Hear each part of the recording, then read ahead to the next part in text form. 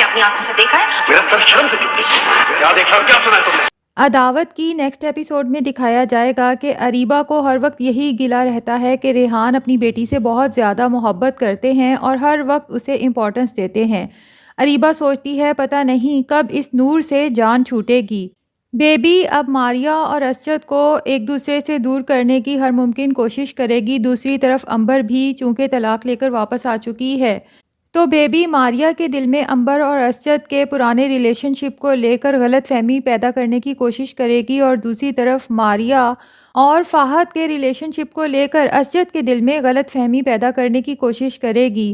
انکسار اپنی بیوی کو سمجھائے گا کہ تمہارے دل میں جتنی نیگیٹیوٹی بھری ہوئی ہے اس وجہ سے اسجد تم سے دور ہو جائے گا، اس لیے بہتر ہے کہ اپنی حرکتیں ٹھیک کر لو.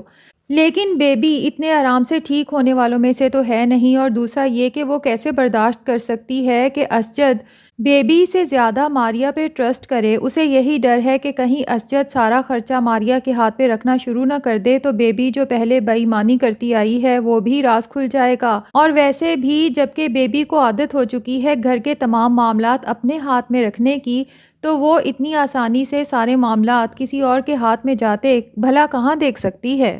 اب ریحان اپنی بیٹی نور کے ساتھ شاپنگ پہ گیا ہے تو وہاں پہ نور گم ہو جاتی ہے. وہ اریبہ کو کال کر کے بتاتا ہے کہ نور کہیں گم ہو گئی ہے، تو بجائے پریشان ہونے کے اریبہ خوش ہوتی ہے کہ شکر ہے نور سے تو جان چھوٹی.